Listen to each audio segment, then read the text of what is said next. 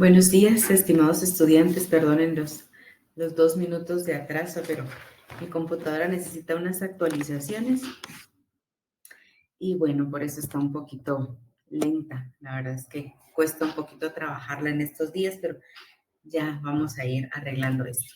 Gracias por su presencia, por la puntualidad de siempre, por estar en disponibilidad de continuar con su preparación.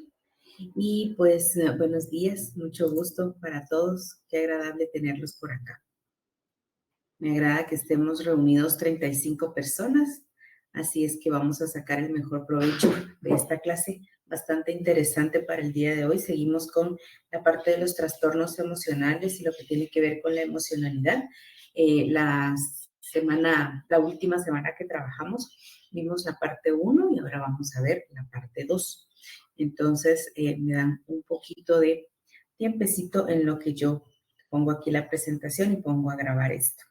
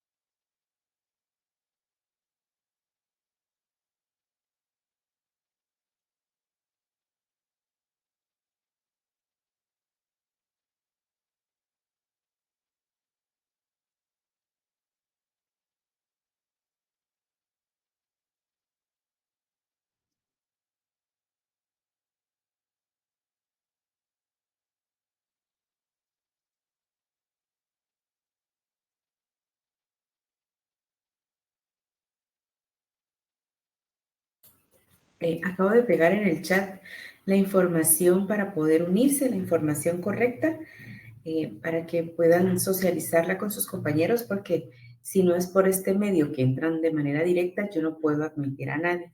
Pero ahí les copié la información para que puedan compartirla.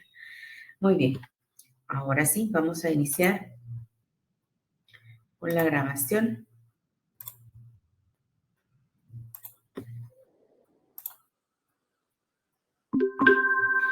Bueno, agradezco a todos por su presencia, me alegra mucho contar con ustedes y pues iniciamos de lleno con nuestra clase de hoy sobre orientación educativa. Voy a proyectar mi pantalla y por favor me escriben en el chat si no ven correr mi presentación para que todo funcione bien y puedan ir viendo acorde a lo que yo voy conversando con ustedes. Pues en orientación educativa ya estamos en la semana 7 y pues como les mencionaba al inicio, vamos a trabajar sobre trastornos emocionales en la parte 2. El objetivo de esta reunión es que establezcamos la importancia de la educación emocional para el desarrollo integral de la persona. Hemos venido haciendo conciencia de esto desde la última clase, cómo es que es un pilar de nuestro desarrollo integral, la educación emocional. Entonces, es pues tan o más importante que toda la parte, digamos, declarativa o curricular. En realidad, de la emocionalidad hemos analizado cómo es que es el punto clave para que logremos estabilidad y logremos alcanzar las metas que nosotros nos colocamos como adultos. De esa misma forma, de los jovencitos, aún de los niños. Y mientras en edades más tempranas iniciemos con la educación emocional, esto es mucho mejor para nosotros. Ya vamos a ir viendo en la presentación qué beneficios tiene aún para los niños el conocer o tener ese control de su educación emocional. Vamos a ir retomando algunos términos que utilizamos la última vez para poder tener la información en mente, ¿verdad? Analizamos en la última oportunidad qué era una emoción y vimos que en su nivel elemental, pues tenía que ver con que se clasificaban con aquellas que nos acercaban hacia algo o alguien, alguna circunstancia, o nos alejaban de los objetos, de las personas, de las circunstancias. Realmente el concepto más elemental y general ha sido que son un instinto básico, nacen con nosotros y en realidad lo que buscan es expresarse de manera motora. Veíamos también que una de las formas más, podemos decir, claras de expresión es a través de las expresiones faciales, pero también hay expresiones corporales que denotan o nos indican, nos dan señales, ¿verdad? Como sociedad estamos preparados no solo con esos instintos básicos de expresar, sino también un instinto básico de entender la emocionalidad a grandes rasgos. No podemos decir que comprendemos profundamente lo que los demás sentimos, pero sí hay señales que nos dan indicadores de la emoción que se está viviendo, ¿verdad? Al igual que los motivos o la motivación que tengamos, las emociones nos van a activar y van a dirigir la conducta. Es por eso que también lo estudiamos, no solo desde el punto de vista emocional, sino conductual precisamente, porque ahí es donde desemboca, digamos, toda esta parte interna de las emociones. Vimos también la función de las emociones y la función pues es adaptativa, de sobrevivir. Llegan de una manera súbita, pero lo ideal es que sean, o lo saludable es que sean, de carácter pasajero. No podemos instalarnos en ninguna emoción, ¿verdad? Regularmente se mantiene un equilibrio y un ajuste. Por supuesto que todos queremos estar positivos y alegres y esa es una emoción que se convierte en un sentimiento, en un camino de vida, pero con intencionalidad. No es que tengamos esa sensación de alegría permanentemente, ¿verdad? Sino tiene uno esa sensación y posteriormente mantiene un equilibrio emocional, por supuesto, ya con la cognición involucrada en donde queremos mantener un, pues un estado alegre, positivo, ¿verdad? Entonces, lo que nos busca o a lo que nos llevan las emociones es a sobrevivir, para alejarnos de lo que nos hace daño y acercarnos hacia lo que nos es placentero y provechoso. Vimos también que las emociones son universales y por eso se dan estas 6. De la combinación de estas 6 pueden salir muchas otras, porque veíamos cómo es que en ciertas partes del mundo, de hecho, ni siquiera existe un lenguaje dentro del código que se maneja dentro del propio idioma para poder expresar ciertas formas de sentirnos. Entonces, estas son las que están universalmente determinadas según las investigaciones de algunos científicos, y es la alegría, la sorpresa, la tristeza, el temor, la repugnancia y el enojo. Estas son las básicas, ¿verdad? Bueno, ahora sí vamos a entrar ya a los trastornos emocionales. Pensando en cuáles pueden ser sus causas. Bueno, no existe una sola causa para un trastorno emocional. La verdad es que son multicausales. Vemos cómo se van a combinar ciertos factores. Ya vamos a ir viendo detenidamente a qué factores nos referimos y cómo pueden combinarse estos para poder incidir en una conducta y eventualmente en un diagnóstico. No todas las situaciones emocionales tienen que ser algo, digamos, algún trastorno, tener que relacionarse con ello. No necesariamente. A veces también esos descontroles emocionales pueden ser transitorios, pueden ser como respuesta a alguna circunstancia especial o diferente que se esté viviendo, tanto en niños, adolescentes como en nosotros los adultos. Entonces, por eso menciona aquí que hay factores que se combinan, que inciden en la conducta y eventualmente en un diagnóstico. No siempre va a ser necesario un diagnóstico, no siempre existe un trastorno, ¿verdad? Recalcando la idea. Em, lo que va a necesitar un diagnóstico es cuando ya se persiste en una exhibición de pensamiento distorsionado, un proceso de ansiedad, digamos, grave y continuo, también que se tenga un temperamento en exceso variable, pero ya veíamos que, bueno, y por qué coloqué esta imagen, porque entonces tiene que ver un poco de todo, una combinación de todo, para que esto pueda ya em, tomarse como un trastorno. En realidad, como orientadores, como maestros psicopedagogos, orientadores, nuestro interés es buscar el equilibrio emocional, primeramente nuestro, y contribuir al de la comunidad educativa y estar pendiente del de nuestros estudiantes. Pero como vemos, ¿verdad? Digamos, afortunadamente, no siempre estos desequilibrios emocionales desembocan precisamente en un trastorno, pero a veces se combinan situaciones que inciden en que esto se dé. Vamos a ver cuáles son algunos de los trastornos emocionales y recordando que cuando hemos estudiado la emocionalidad, cuando hemos estudiado el ser humano, hemos estado viendo que al ser integrales no existe una sola vertiente verdadera de donde podamos tomar información. Somos tan complejos y tan, digamos, diversos que debemos estudiar cualquier situación humana desde diferentes perspectivas para poder tener un cuadro un poco más, digamos, justo para todos.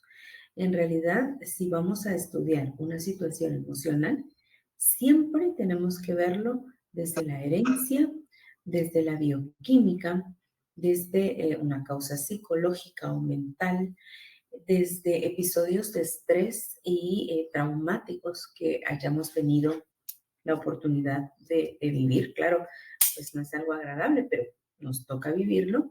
Y desde los rasgos de la personalidad. Es por eso que hablar de trastornos emocionales es un poco complejo, ¿verdad?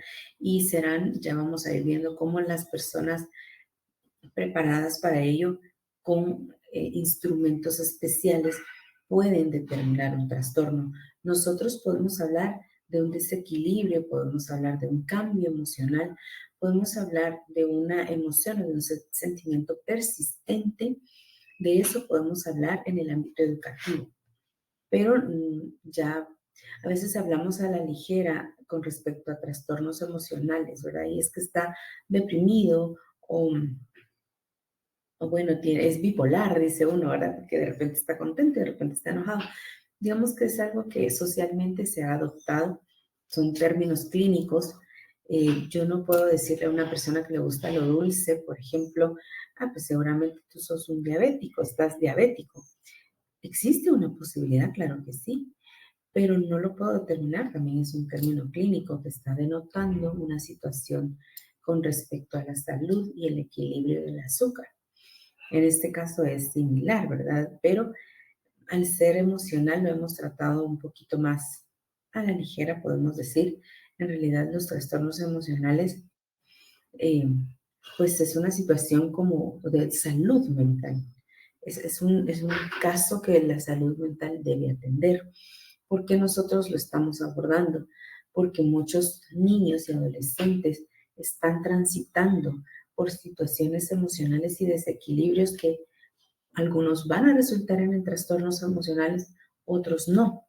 Pero como los entes educadores más cercanos, debemos tener una idea de dónde se producen, qué rasgos tienen, qué síntomas tienen y qué incidencia tendrá en ellos el hecho de que intervengamos oportunamente. Entonces, teniendo claro esto, el hecho de que no podemos pensar que solamente es un asunto químico, o solo por herencia, o solo por el ambiente, o solo por personalidad. Regularmente hay una combinación de estos aspectos que generan esa desestabilización temporal de tipo emocional. Bueno, ¿qué definición tienen o qué concepto le vamos a colocar a estos trastornos emocionales. Cuando hablamos de un trastorno emocional nos estamos refiriendo a una condición que influye en una gran gama de otras condiciones que afectan sustancialmente la capacidad de las personas para manejar las demandas de la vida diaria. Esta condición es imperceptible a simple vista, porque yo no puedo ver a una persona con la que yo no estoy teniendo una relación cercana y determinar que tiene algún desequilibrio emocional. En realidad, para esto se necesita la cotidianidad, la convivencia, la cercanía, de alguna forma estar en una relación continua. De esa manera, yo voy a poder percibir que entonces no se está logrando atender o manejar esas demandas diarias, sean cuales sean. Recuerden que estamos hablando desde niños hasta adultos jóvenes. Entonces, estas demandas de la vida diaria no pueden solventarse con éxito. Se está afectando sustancialmente sus capacidades, tanto cognitivas como emocionales. Entonces, todas estas condiciones internas desembocan en condiciones externas y afectan, digamos, casi la totalidad de la integralidad del ser humano. Entonces, será evidente ya en ese convivir que hay algo que no está funcionando adecuadamente con respecto a la emocionalidad. El hecho de que un individuo sufra o no de trastorno emocional realmente es un juicio subjetivo. En lo que mencionábamos, yo no puedo dar o expresar un diagnóstico o colocarle un nombre clínico, ¿verdad? Por supuesto que yo puedo decir si tiene rasgos de tal cuestión, está manifestando conductas que se relacionan con tal situación, ¿verdad? Entonces, para nosotros es un juicio subjetivo. Los profesionales de la salud mental van a definir el comportamiento anormal como un funcionamiento que no es o no permite la adaptación. En otras palabras, es inadaptativo para la vida y se va a tomar como un malestar muy serio, o sea, un malestar fuerte, serio, que incide en el desarrollo diario, o como ambas cosas.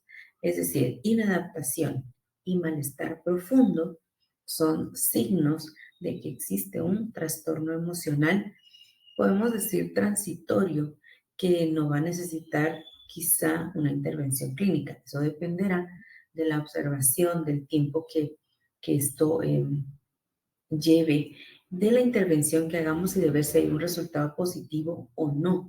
Es como los anuncios que dan, ¿verdad? Podemos tomar, si le duele constantemente la cabeza, tome tal medicamento. Pero al final dice, si las molestias persisten, consulte a su médico, porque entonces ya no es una situación transitoria, sino ya hay algo de fondo que debe ser tratado. De la misma forma sucede acá. Nosotros vamos a estar en contacto continuo con nuestros estudiantes y podremos ser testigos de que hay alguna situación emocional en donde se está actuando de una forma anormal y se está observando que hay una inadaptación, un malestar serio, profundo y continuo. Entonces, pues allí nosotros podemos intervenir como tutores, como orientadores, como educadores, y pues también si existe un departamento de orientación se podrá referir. Eh, Toda la comunidad educativa debiera estar implicada, incluida la familia, y tener un programa de intervención. Al tener ese programa, si vemos una mejoría, pues bueno, enhorabuena, ¿verdad? Esto es transitorio y se ha superado, porque todos en el transitar de nuestra vida no nos vamos a mantener en una misma frecuencia. Regularmente hay altibajos porque pues así es la vida, ¿verdad? Tiene aspectos positivos y aspectos, digamos, no le vamos a poner una connotación negativa, sino digamos desafíos que nos hacen desequilibrarnos en algún momento, replantearnos y continuar. Pues eso sucede desde que somos pequeñitos, ¿verdad? Solo que no sabemos expresarlo, no tenemos la madurez para traerlo al consciente, estudiar la situación, alejarnos de ella y poder verla desde fuera y sacar el mejor provecho Eso no lo tenemos, pero sí lo podemos enseñar. Y eso es lo valioso de una educación emocional. La semana pasada también estuvimos hablando acerca de cómo el cerebro procesa toda esta parte de la emocionalidad y veíamos algunas teorías, ¿verdad? Que precisamente de eso tienen que trabajar su laboratorio. Interesante, ¿verdad? Cómo es que hay una parte, podríamos decir, instintiva y una parte donde ya procesamos de manera eh, humana, ya con nuestras capacidades de decisión, de elección, ¿verdad? Entonces, cuando utilizamos y pasamos en ese transitar y utilizamos correctamente nuestra emocionalidad, pues en el ideal logramos controlar. Vamos a ver algunos conceptos históricos de los trastornos psicológicos. En estos trastornos psicológicos están clasificados los trastornos del estado de ánimo o emocionales. Entonces, quise ponerles digamos, esta información porque me parece interesante ir analizando cómo desde tiempo anterior las personas ya se interesaban. Esto ha sido desde siempre. Los cambios emocionales han existido desde que existimos los humanos porque es un paquete que viene con nosotros y cómo ha ido dándosele atención y clasificándose y ya buscando causas y buscando soluciones, ¿verdad? Entonces, cómo la ciencia se interesa en la conducta humana, diversas ciencias. Entonces, me pareció interesante e importante saber que es un tema de estudio y que no es una situación a la ligera, sino es una situación delicada que debemos estar pendiente en nosotros y en la comunidad educativa, en nuestra sociedad, en nuestro círculo social. Y bueno, la historia nos comenta, ¿verdad?, que en las sociedades primitivas, las acciones misteriosas de una persona, algo que se podía catalogar como anormal, solían atribuirse a poderes sobrenaturales. En realidad, en la antigüedad se creía que existían esos poderes sobrenaturales y que estaban causando esos problemas. El origen de una concepción más naturalista de los trastornos psicológicos se remonta a Hipócrates, digamos ya más cercano, aunque muy lejano a nosotros, quien sostuvo que estos trastornos eran, como cualquier otra enfermedad, un hecho natural que tiene causas naturales. Es decir, esos desequilibrios pueden pasar, pasan y seguirán pasando como algo cotidiano, digamos, tal vez no cotidiano, pero natural es la palabra dentro de los seres humanos. Y ya se empezó a observar que no era por fuerzas extrañas, ¿verdad? Sino que era parte de la naturaleza del ser humano. Este enfoque fue rechazado en la Edad Media y porque, bueno, ahí también ya se regresó como a una situación parecida a la primitiva en donde se consideraba que había alguna intervención de algunas fuerzas, algunas influencias, algunas prácticas que llevaban a las personas a actuar de esas formas. Pero en el siglo XIX, vamos a ver más adelante, casi al principio del 20, podríamos decir ya en el 20, es cuando vuelve a ser objeto de atención científica estos cambios emocionales. Podemos ver que es relativamente reciente. ¿Qué teorías sobre la naturaleza, causas y tratamientos de los trastornos psicológicos en donde se clasifican los trastornos del estado de ánimo surgen? Bueno, entonces los científicos empiezan a analizar las situaciones, empiezan a tomar, a observar, que es una de las formas más o principales del método científico, ¿verdad? A observar lo que sucede con las personas y entonces se nota que a principios del siglo XX precisamente se tienen que establecer modelos que permitan abordar esos trastornos, es decir, eh, qué protocolo se va a seguir para poder estudiar una conducta humana y poder tener o visualizar esas causas, la naturaleza de ese comportamiento y cómo poder tratarlo. Entonces, se necesita establecer modelos o protocolos para poder atender esa situación. Entonces vimos que lo que se buscó es verlo desde el punto de vista biológico, otros lo veían desde el punto de vista psicoanalítico y surge también el modelo cognoscitivo-conductual. Desde estas tres perspectivas se trató de dar respuesta a la naturaleza, a la causa y al tratamiento. Y en realidad es que vamos viendo cómo posteriormente se va integrando todo porque no es que un modelo sobrepase al otro. En realidad cada modelo nos aporta información importante, información necesaria para poder comprender estos trastornos. Vemos aquí, bueno, antes de continuar con esta parte de los modelos y hablar específicamente del modelo biológico, sí quiero, ahora voy a llegar a la otra diapositiva, que tengamos claro esto. ¿Qué son las hormonas o a qué se refieren las hormonas y a qué se refieren los neurotransmisores? Porque desde la perspectiva biológica, estos dos elementos son fundamentales porque son los elementos que inciden en nuestro cuerpo y que provocan químicamente los cambios que experimentamos. Ya veíamos la última clase que existen cambios químicos y fisiológicos que prácticamente no es que provoquen la emoción, sino simplemente surgen con la emoción, ¿verdad? Y eso es un hecho. Se han hecho estudios y se continúan haciendo estudios y cada vez se descubren más elementos físicos relacionados con la emoción. ¿Pero qué lo provoca? Bueno, fisiológicamente vemos que son producto de las hormonas y de los neurotransmisores, digamos, de manera general o principal. Pero tengamos claro a qué nos referimos. Hormonas, me imagino que habrá personas expertas en el área de ciencias, pues yo, digamos, muy someramente voy a hablar de esto, pero sí es importante tener claro la diferencia. Las hormonas son secretadas por las glándulas endocrinas, ¿verdad? E intervienen en la regulación de diferentes funciones del cuerpo, incluido algunos rasgos físicos de las emociones.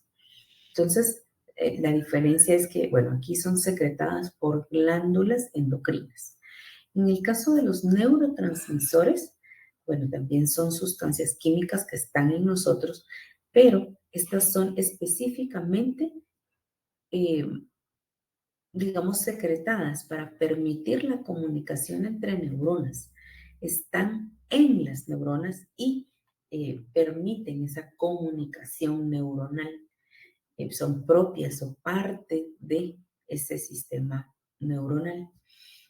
Atraviesan el espacio sináptico y estas sustancias químicas transportan señales de una parte del cuerpo a otra a través de las neuronas.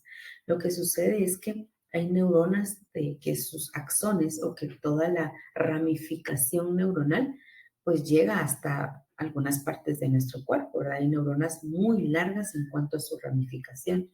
Y hasta entonces, es decir, en nuestro cuerpo también se dan los neurotransmisores, pero estos no son secretados por glándulas, sino tienen otro proceso químico en donde son exclusivas de la comunicación neuronal. Entonces, ya dicho esto, ¿verdad? Vamos a tener claro que estas dos formas son las que se utilizan en el cuerpo para hacer ese cambio emocional. Bueno, así ya nos vamos a la descripción de los modelos. Y lo dije porque esto es bioquímico, ¿verdad? Entonces, se señala desde este modelo bioquímico o fisiológico que el comportamiento normal tenía un origen bioquímico o fisiológico. Y bueno, no estaban errados, en realidad es así. Hay algunos trastornos psicológicos que sí tienen un origen bioquímico y fisiológico, o sea, o fisiológico, ¿verdad? Entonces, sí nos podemos dar cuenta que este modelo acertó en ese proceso. Sin embargo, no todos los trastornos pueden ser explicados desde cambios bioquímicos. Hay otros en donde aparentemente no hay algún cambio trascendental bioquímico y sin embargo se está dando una situación anormal. Entonces, sí es una posibilidad y sí abarca ciertos trastornos, pero no todos. Entonces, sí vemos que esa es como la postulación. Ahora vemos el modelo psicoanalítico de Freud, ¿verdad? Muy famoso.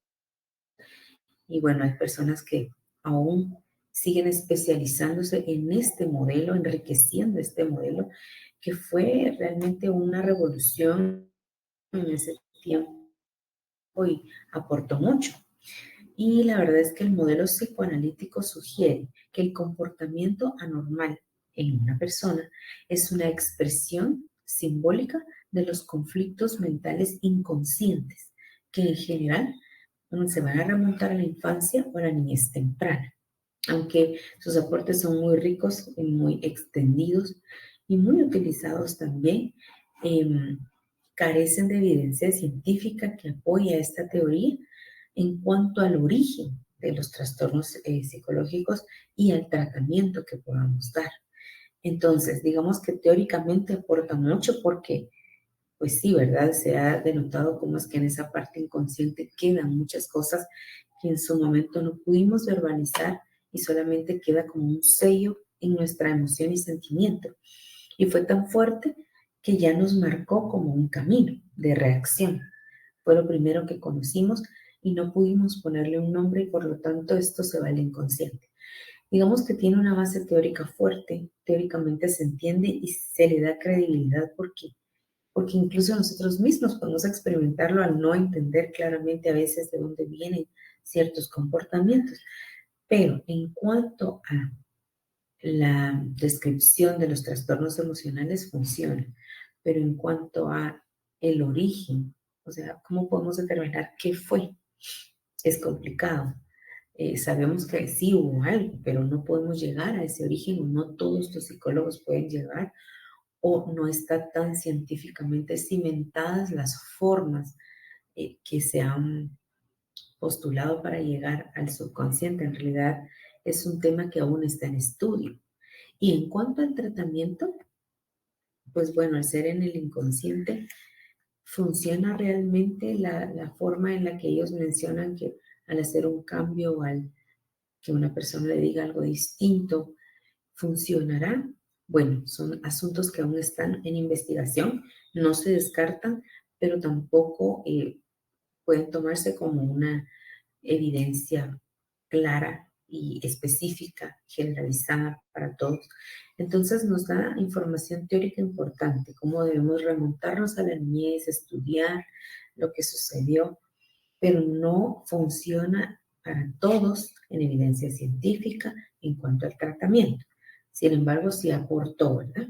Y sigue aportando. Y bueno, luego vemos el modelo cognoscitivo-conductual. Este modelo establece que los trastornos son el resultado de aprendizaje de formas inadaptativas de comportamiento y propone que lo aprendido puede desaprenderse.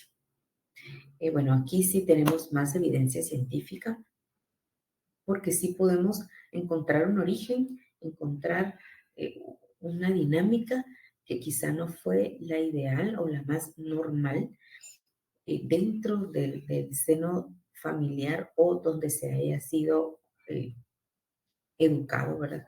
Entonces sí podemos encontrar el origen de ciertas conductas y se puede ver que se aprendió a actuar de manera inadecuada o cierta dinámica dio como resultado una forma inadecuada de percibir.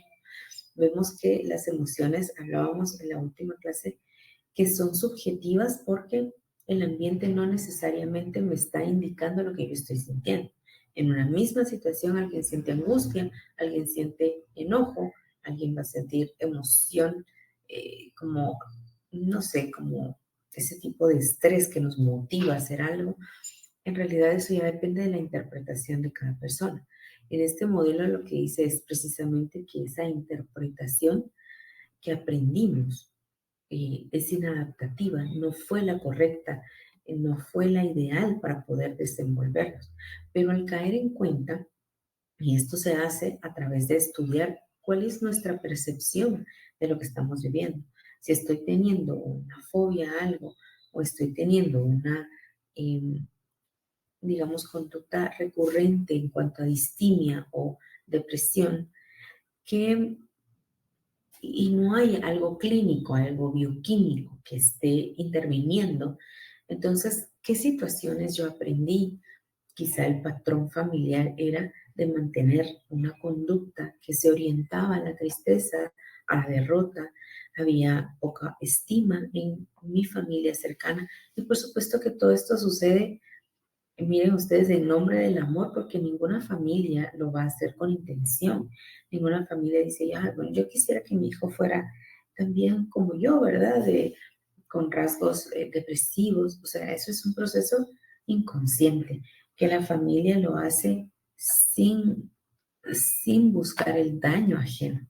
La verdad es que todos somos parte de una familia y hemos vivido en un ambiente y ese ambiente de una forma u otra nos ha moldeado y bueno, es lo que hacemos es el resultado de nuestro moldeamiento.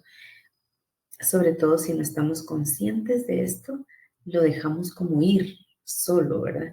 Mientras que si estamos conscientes ya podemos ir haciendo ajustes. Entonces, pues bueno, esta parte del modelo cognitivo conductual mm, nos indica esto, ¿verdad? Cómo es que aprendemos a interpretar, a transitar por las situaciones quizá de manera inadaptativa, pero es posible reaprenderlo al caer en cuenta, ¿verdad? En alguna otra clase yo ponía de ejemplo que este modelo precisamente a mí me ayudó muchísimo porque sucedía que yo llamaba a alguien y no me respondía. Mi primer pensamiento instintivo desde donde yo aprendí a racionalizar lo que pasaba era, no quiere hablar conmigo. Eso era lo primero que venía a mi mente. Seguramente está enojado o enojada. Y bueno, este modelo me hacía precisamente replantear, bueno, sí existe una posibilidad de que esté enojado, pero no lo puedo asegurar, no puedo. Tengo que pensar en otras posibilidades. Claro, esto es un proceso, ¿verdad? Entonces, ¿qué otra posibilidad hay?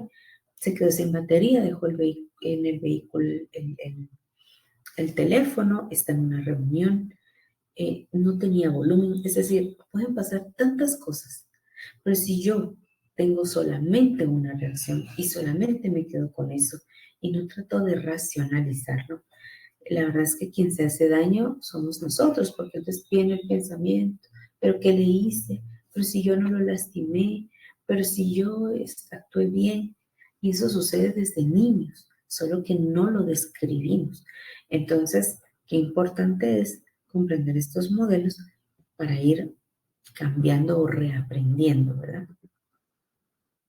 Muy bien, los enfoques que analizan los trastornos nos indican que los factores biológicos, psicológicos y sociales de riesgo se combinan para que se dé un escenario propicio para que se desarrolle.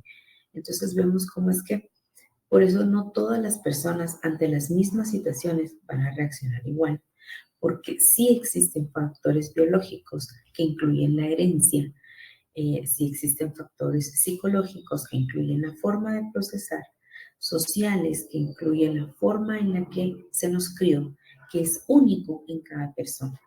Por lo tanto, cada, mm, cada grupo de estos se combina en cada persona y entonces se da un escenario y entonces se da una reacción que va a ser distinta para todos, porque todos contamos con distintos factores biológicos, psicológicos y sociales. Cuando se habla de riesgo es que existe biológicamente una herencia hacia o en la depresión, en donde sí hay neurotransmisores o sustancias químicas en el cerebro que están deprimidas, le llaman, o están, digamos, en poca cantidad. Y eso sí es un factor hereditario y por lo tanto sí van a haber personas que tiendan al comportamiento o a los rasgos más negativos o más depresivos, porque al estudiarlos biológicamente, químicamente, sí existe un desequilibrio en cuanto a las sustancias que generan el bienestar. Entonces, sí existen factores de riesgo en algunas personas y es donde vemos que de manera recurrente están en esa misma situación y entonces ya van a necesitar una intervención. Hay factores de riesgo en donde socialmente, por ejemplo, se creció en un ambiente muy violento, eh, un rasgo que quizá no tenga otra persona. Entonces, una misma situación nos va a llevar a caminos distintos y es un factor de riesgo porque si es una situación tensa, quien vive en un ambiente muy hostil, pues va a reaccionar de una forma quizá extralimitada en cuanto al enojo, en cuanto a la ira. Entonces, vemos cómo sí son factores de riesgo nuestra biología, nuestra psicología y nuestro ambiente. Pueden llegar a ser factores de riesgo. Los problemas emocionales, entonces, son enfermedades del estilo de vida. Cuando no son químicos o fisiológicos, podemos decir que son problemas del estilo de vida, aun cuando tienen alguna carga biológica. Si nuestro ambiente es lo más saludable posible, es decir, lo más racional posible, eh, se puede evitar bastante, no se desencadenan muchas cosas. Así es que el estilo de vida podemos decir que es la clave para poder manejar de una mejor forma las enfermedades o los problemas emocionales. La buena noticia es que todos podemos incidir en el estilo de vida, podemos generarlo, cambiarlo, modificarlo, ajustarlo. Todos podemos. Entonces, si hacemos ese esfuerzo, nuestros problemas emocionales y los de nuestros estudiantes, eh, pues van a tener un mejor término, ¿verdad? Hablamos también de que para poder definir estos trastornos emocionales no es lo que yo creo. Es que como yo lo miro muy serio todos los días, seguramente está deprimido. No, ¿verdad? Los profesionales de la salud mental utilizan este manual, ya hablamos de él, en este caso es el DSM-5. Desde lo que yo investigué es la última versión porque van sacando nuevas versiones cada cierto tiempo donde se incluyen nuevos padecimientos, nuevos rasgos, nueva investigación, por eso está en constante modificación, ¿verdad? Pero por supuesto es un libro tan complejo que pues no se está editando cada 2, 3 años, pasa cierta cantidad de tiempo para poder lanzar las nuevas versiones, aunque las bases siguen siendo las mismas, van enriqueciéndose y es con este modelo, con este manual de diagnóstico que los profesionales de la salud van a tener una intervención ya profesional cuando estas situaciones emocionales persistan o sean demasiado recurrentes. Bueno, vamos a hablar entonces ahora de la clasificación de los trastornos emocionales. ¿Dónde está esa clasificación? La encontramos en el DSM-5. Ahí está esa clasificación. No es que nos la estemos inventando, ya está investigada y ahí ya está clasificada, ¿verdad? Entonces, la clasificación que se provee ahí es que existen trastornos del estado de ánimo, como la depresión y la bipolaridad. Trastornos de la ansiedad y fobias, son otros trastornos emocionales. También tenemos los trastornos psicosomáticos, los trastornos somatoformes y dismórficos corporales. ¿A qué nos referimos con cada uno de ellos? Bueno, el de estado de ánimo, digamos que es más conocido porque, pues bueno, también lo hemos vivido de manera transitoria o eventualmente más estática, ¿verdad? Y pues se ha tenido que hacer algo, hemos tenido que intervenir de alguna forma. Pero en los estados de ánimo, pues hablamos de la depresión y hablamos regularmente de la distimia, que es lo que todos generalmente vivimos cuando estamos en un periodo transitoriamente triste. Es la distimia, que es digamos, una forma de depresión leve que no requiere de ninguna situación química o de algún medicamento para solventarse. Regularmente es resultado de la situación ambiental o resultado de algún desequilibrio hormonal. En el caso de las mujeres, principalmente se da. Entonces, transitamos en nuestra vida por la distimia. La depresión ya es un nivel más alto, sí requiere un diagnóstico y eventualmente va a requerir una, digamos, un tratamiento farmacológico, que por supuesto solamente los puede emitir los profesionales de la salud. Algunos médicos, idealmente será un psiquiatra quien determine qué medicamentos se pueden utilizar, por cuánto tiempo, en qué medida, ¿verdad? Porque cada persona es distinta. Hay personas que lo pueden tomar por mucho tiempo, personas que solamente lo toman por poco tiempo, porque son medicamentos también muy delicados que van sobre la química del cerebro y pues que no todos toleran también de la misma manera. Entonces sí es un tema complicado, ¿verdad? Pero pues transitamos regularmente por la distimia, pero existe la depresión y la bipolaridad. La bipolaridad también es un trastorno que requiere pues ya de un diagnóstico. Nosotros usamos muy a la ligera el término bipolar, ¿verdad? Y pues bueno, es una condición clínica y necesita también tratamiento farmacológico, que puede ser únicamente eh, dado por un psicólogo clínico en algunas ocasiones, idealmente por un psiquiatra. Luego tenemos ansiedades y fobias, pues son muchas, ¿verdad? Hay fobias específicas, hay trastorno de ansiedad generalizado y fobias más específicas que vamos conociendo, ¿verdad? Por ejemplo, la agorafobia, que bueno, se refiere al miedo de quedarse solo o estar en lugares públicos, eh, trastornos de pánico. Cuando hay un ataque de pánico, también podemos decir que es un trastorno de ansiedad. Esto nos puede suceder, como insisto en esta idea, a todos eventualmente, debido a alguna circunstancia que estemos viviendo. Si es permanente, es otra historia, ¿verdad?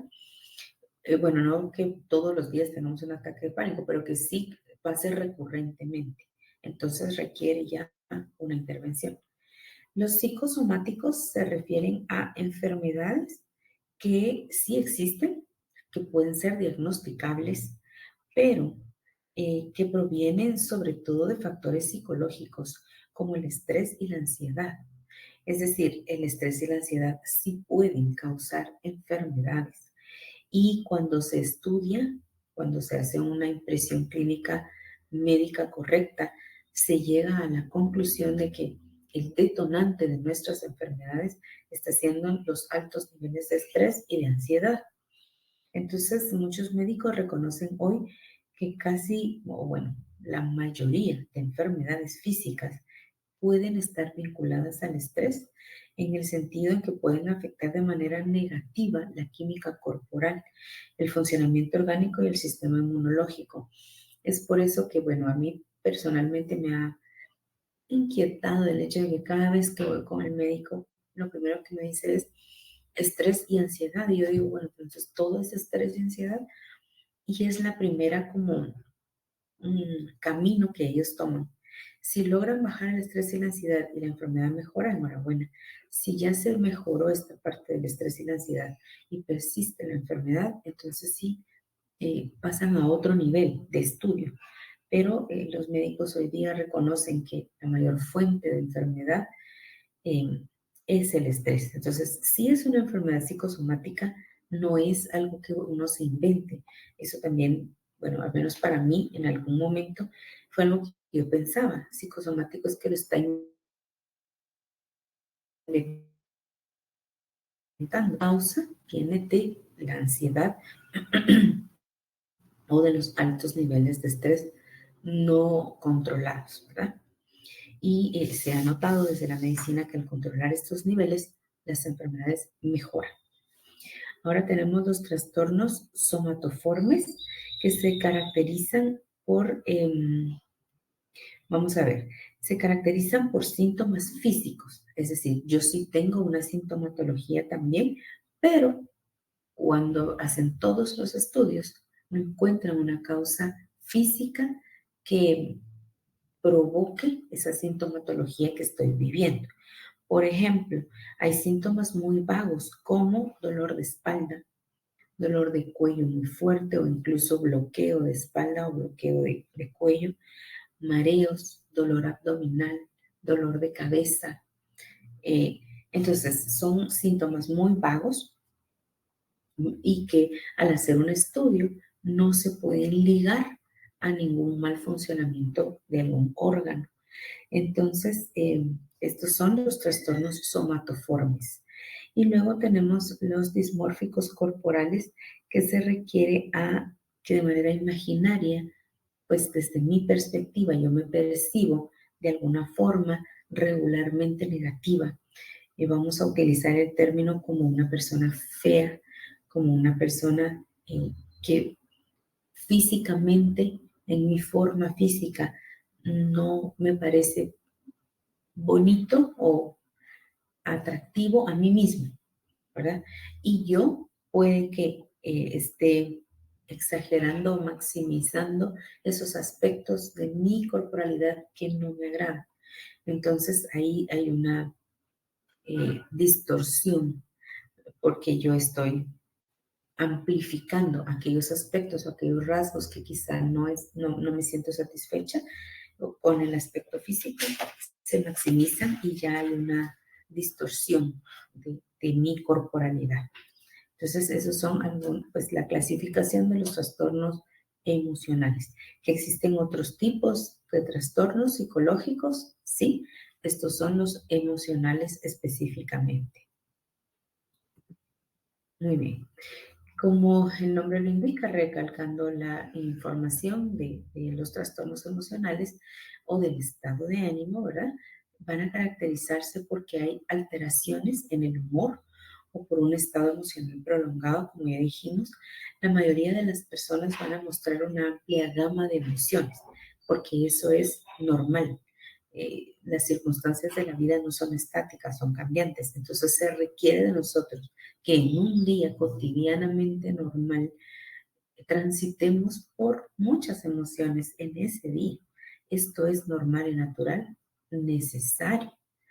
Pero las que sufren trastornos del estado de ánimo parecen estancarse en uno u otro extremo del espectro de las emociones.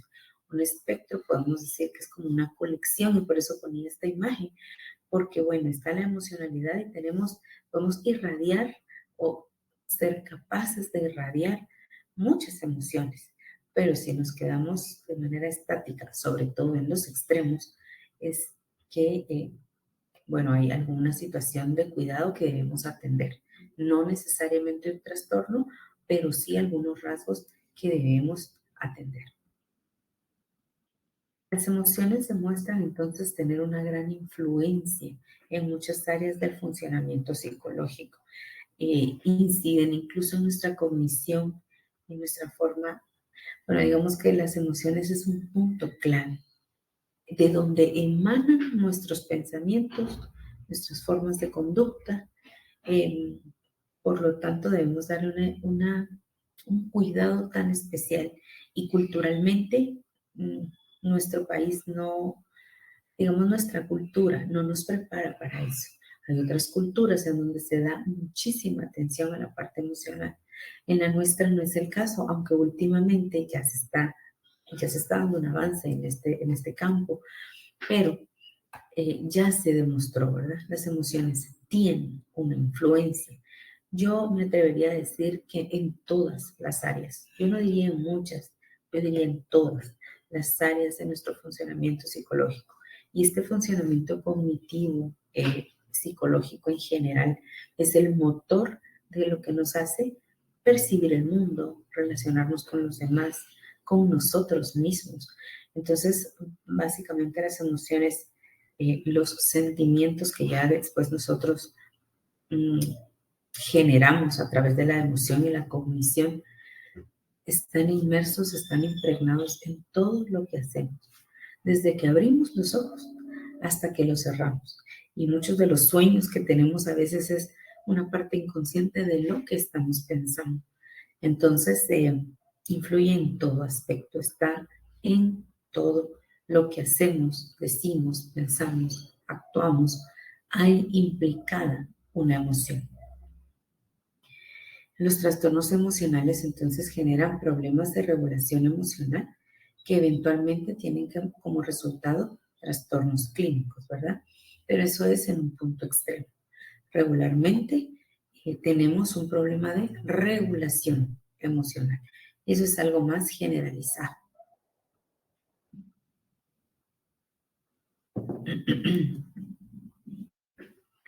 Muy bien, la importancia de los recursos emocionales entonces, porque si la emocionalidad está impregnada en todo lo que hacemos, no puede ser que la dejemos libre como el viento.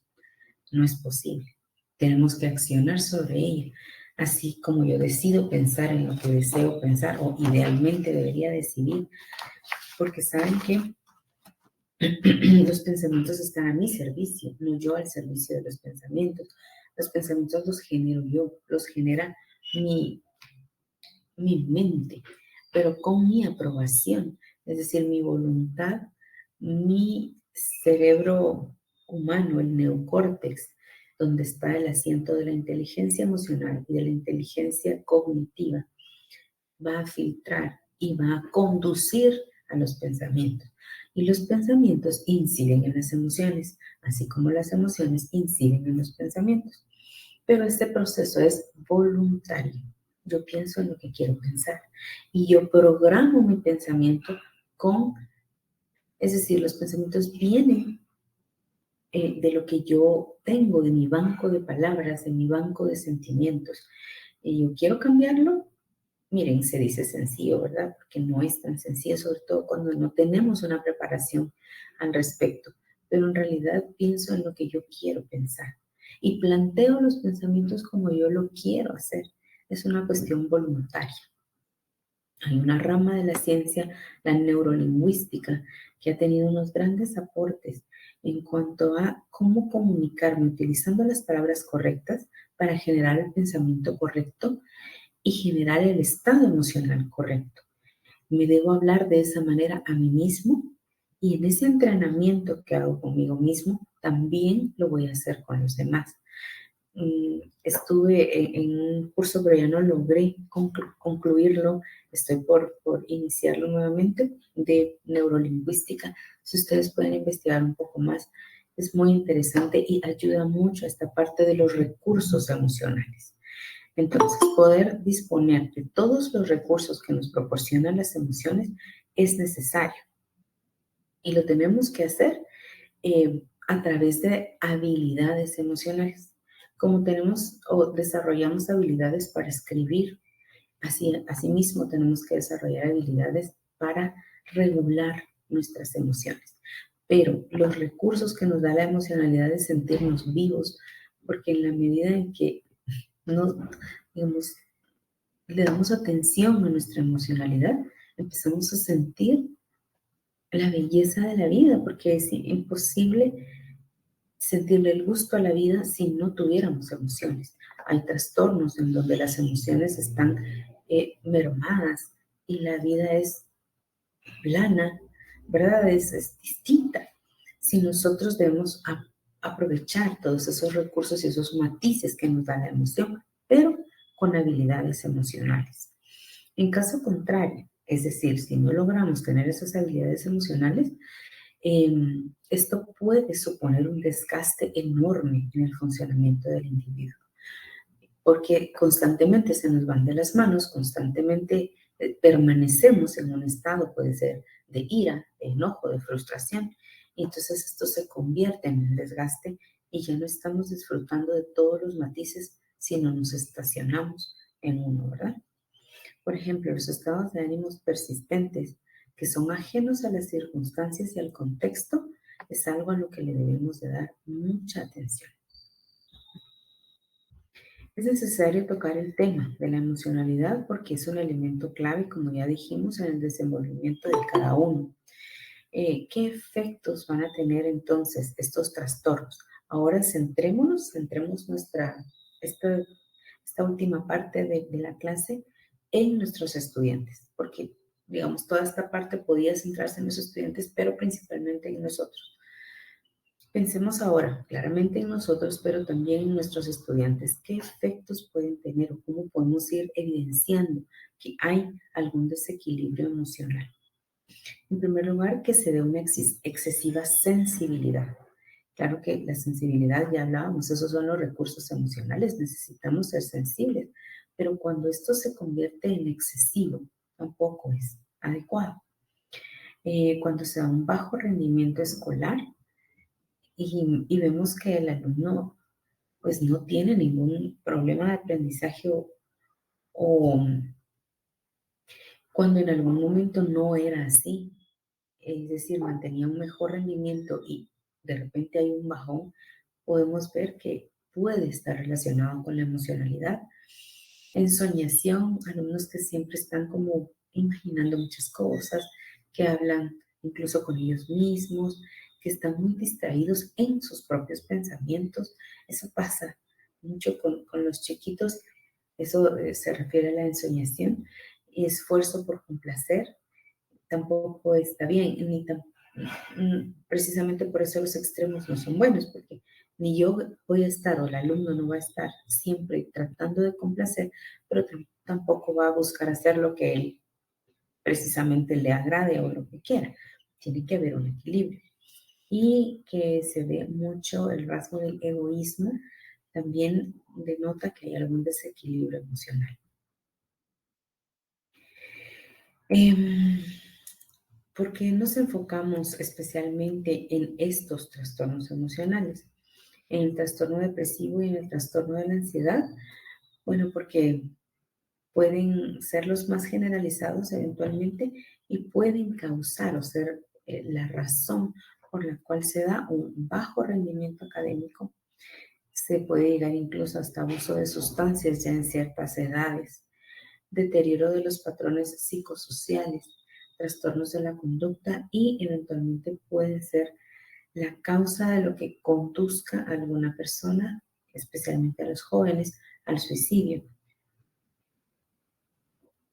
Por eso los trastornos depresivos y de ansiedad son como los que captan nuestra atención por los resultados que pueden llegar a tener. Voy a regresar un ratito por aquí. Y bueno, si alguien tiene algún comentario en el chat, con mucho gusto puede indicármelo. Será un gusto para mí ir conociendo cómo va la clase, qué ideas les trae a la mente. Si alguien ha tenido la oportunidad de hacer una intervención pues de este tipo, ¿verdad? En donde ha tenido que observar a algún estudiante que está demostrando algún trastorno. Pueden ir escribiendo alguna experiencia que ustedes tengan, comentario, idea, en fin. Bueno, entonces me tomé la libertad de tomar esa captura de pantalla de la presentación de la licenciada Cermeño, en donde se nos menciona cuáles son aquellos comportamientos típicos de los niños y adolescentes con trastornos emocionales, porque hacia allí vamos también a dirigir nuestra plática, no solo hacia nosotros mismos, sino también principalmente hacia la observación de nuestros estudiantes. ¿Qué rasgos principalmente vamos a ir viendo o típicamente en los estudiantes con trastornos emocionales? Recordemos que los niños, al no lograr tener ese nivel de pensamiento formal, al no tener la capacidad, no por falta de inteligencia, sino por la etapa del desarrollo cognitivo en la que están, de poder explicar cómo se sienten. Ellos solo lo demuestran en conducta, pero no lo pueden racionalizar. Eventualmente hay algunos niños que sí mencionan, yo me siento triste o estoy muy enojado, y eso es importante. Sin embargo, el comportamiento típico de los niños y adolescentes simplemente es mostrar la sintomatología. Seremos nosotros, los adultos, los que podemos ir ya en nuestra observación, en nuestro interés por ellos, dándonos cuenta de que estos rasgos pueden estar denotando o evidenciando algún desequilibrio emocional. Bueno, una de ellas es las dificultades en el aprendizaje. ¿Saben ustedes que la mayoría o el mayor porcentaje de dificultades de aprendizaje, su base está no en alguna situación o algún desequilibrio cerebral precisamente, sino regularmente está en algún desequilibrio emocional? Las dificultades del aprendizaje, eh, un poco porcentaje tiene un origen cerebral, alguna anomalía cerebral. En su mayoría están relacionados con dificultades emocionales. Esa es una de las causas. Así es que cuando tengamos algún alumno con dificultad en el aprendizaje, pensemos que lo que más debemos cuidar es la emocionalidad y regularmente es lo que más se vulnera. Decirle, pero es que usted no quiere, es que usted no puede. Eh, en fin, utilizamos a veces formas de comunicación no asertivas con un joven que lo que está, o un chiquito que lo que está mostrando es que hay alguna situación emocional y que por eso no logra aprender. En su mayoría, esos son estudios que yo no he inventado, sino hay datos. eh, Resulta que las dificultades del aprendizaje vienen de la emocionalidad y en muy poco porcentaje realmente de una situación orgánica. La hiperactividad, ese es otro factor, digamos, otro rasgo que los jovencitos demuestran, que tienen esa situación emocional.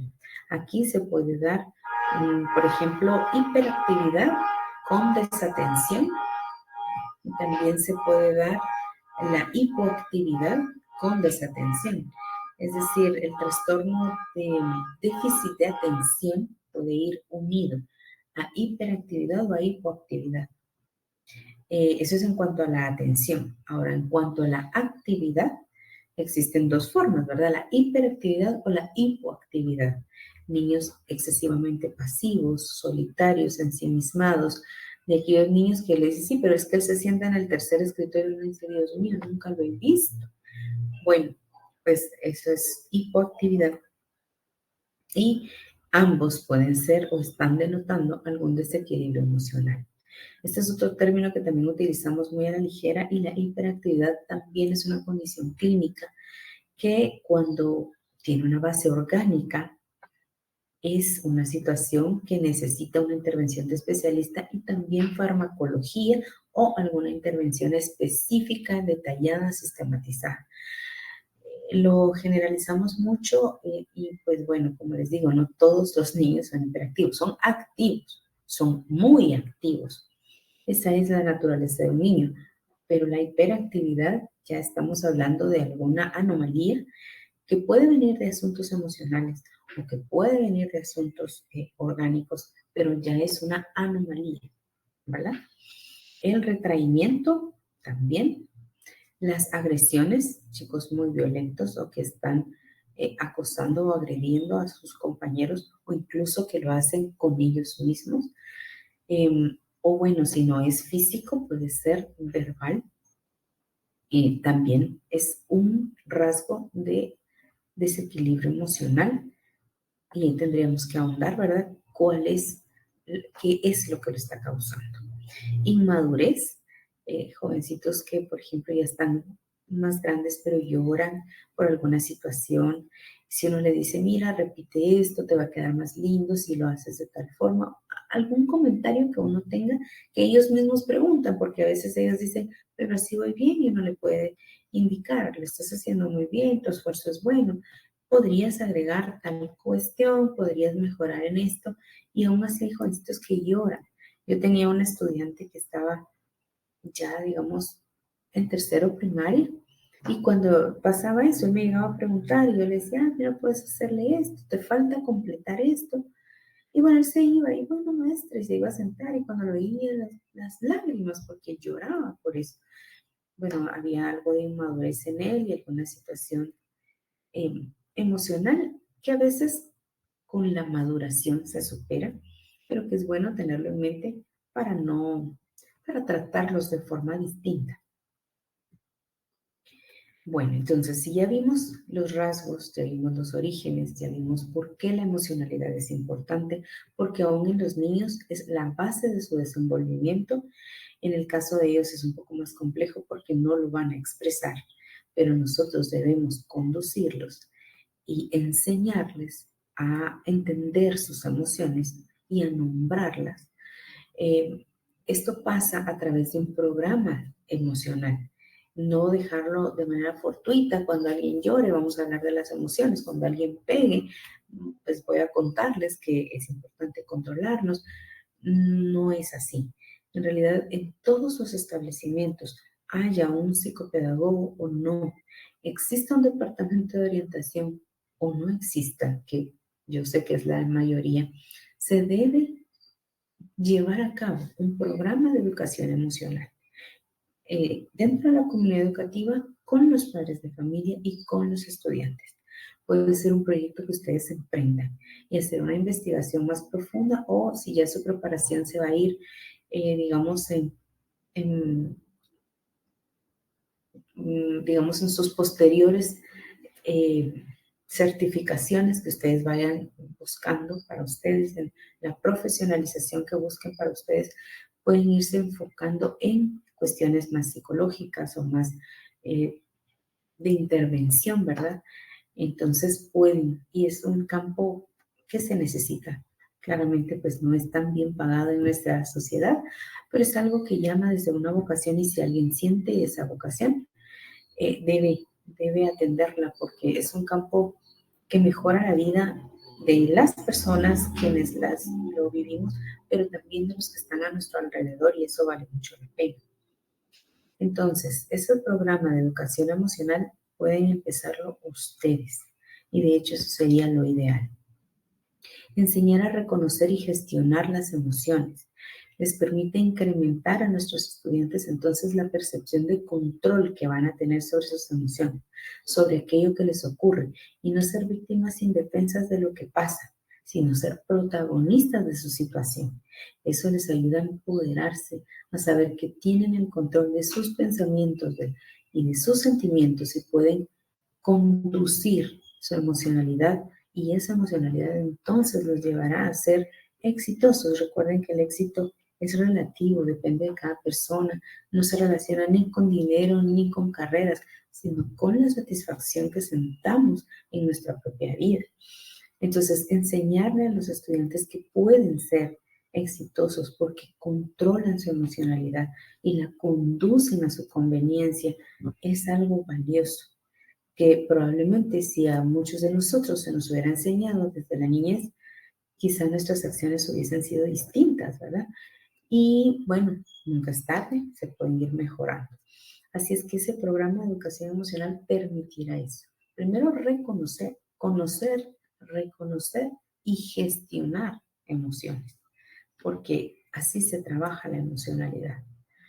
¿Qué va a pasar con esto? De esa forma se va a fortalecer el adecuado desarrollo de la persona, sobre todo en el área de la autoestima y el autoconcepto. Es esencial que se comprenda que todas las personas podemos tener un cambio.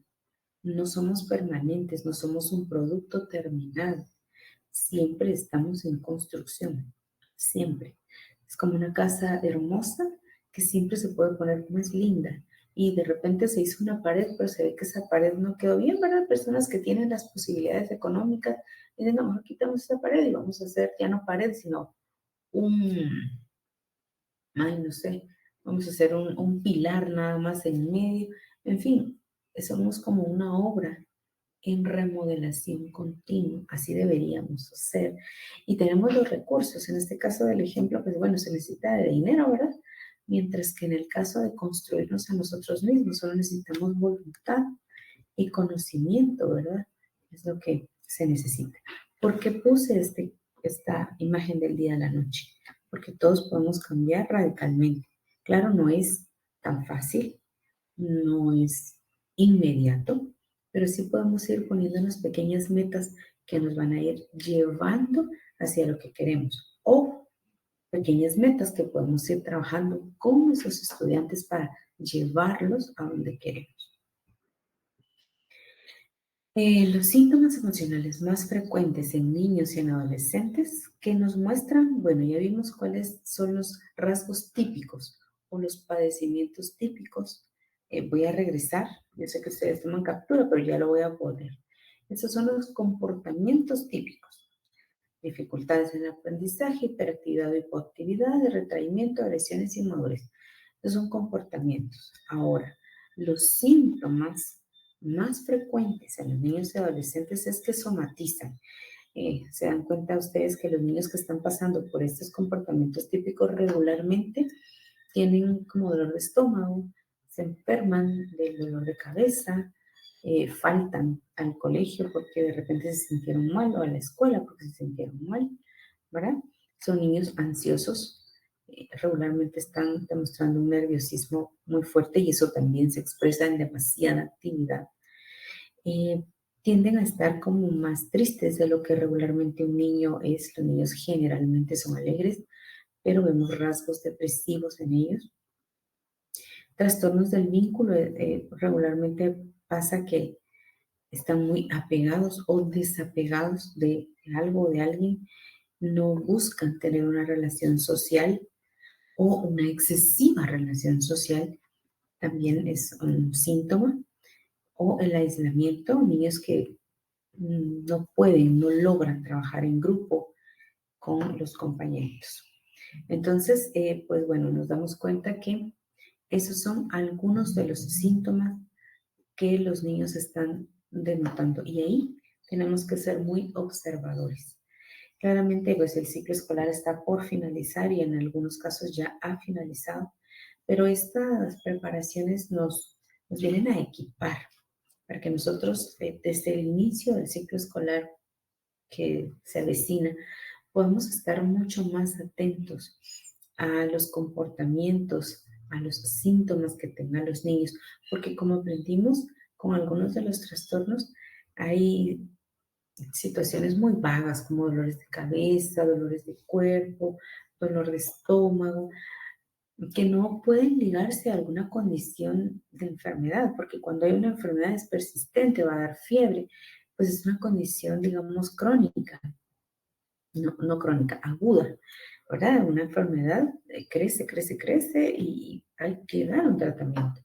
Pero cuando esto es recurrente, que el dolorcito de cabeza, que el dolorcito de estómago, y siempre pasa, y a veces sucede en ciertos periodos con cierto docente, o cuando viene el recreo, que no quieren enfrentarse a que no tienen un grupo al que pertenezcan, por ejemplo.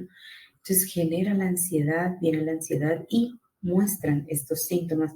Es por eso que el famoso té, ¿verdad? El té, el tecito tiene casi que poderes curativos, ¿verdad? Porque se les da un tecito, porque tampoco se puede, no, es que usted se lo está inventando, eso no es cierto. No podemos decirle eso porque en realidad lo está sintiendo, pero viene de otras situaciones. Pero que se le dé una atención, se le dé ese tecito, alguna agüita con azúcar, algo que no le vaya a causar daño al niño, pues bueno, eso ayuda a que se sienta mejor. En algunos lugares he visto que también tienen como algunas vitaminas, algunos multivitamínicos en jarabe y no les dicen a los niños que son multivitamínicos y entonces les dan el jarabito para que se sientan bien y bueno, si no hay ningún problema o alérgicos a algún componente, pues eso les ayuda, no es una medicina, los fortalece y emocionalmente también los fortalece, ¿verdad? Ahí es donde nosotros debemos ser como muy mm, creativos para trabajar esto, ¿verdad? Muy bien, entonces hemos llegado prácticamente al final, pero sí me gustaría compartir, ver con algún comentario con respecto a la clase. Me gustaría que compartiéramos algo de lo que hemos aprendido, de lo que venimos aprendiendo. ¿Quién quiere compartir?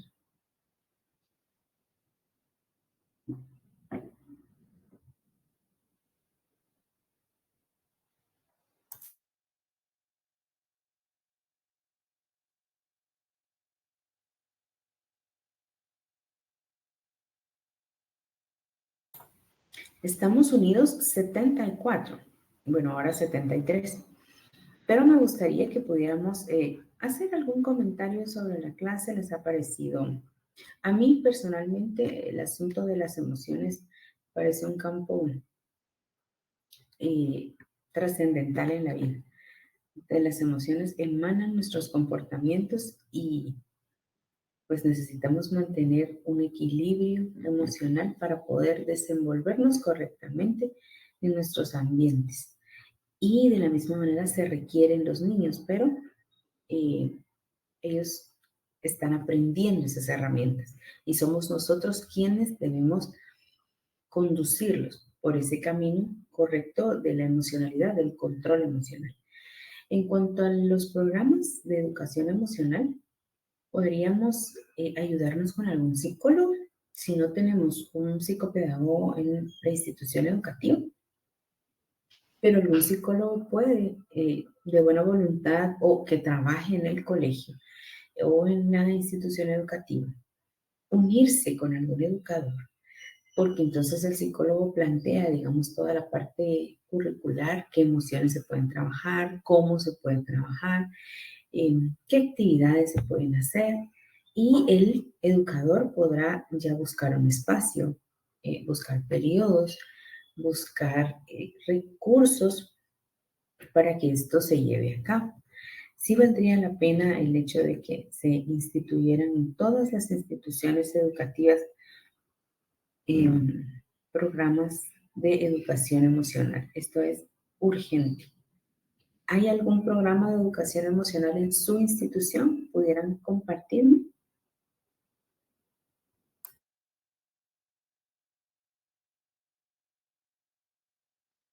Buenos Recuerdo días, que Lidia.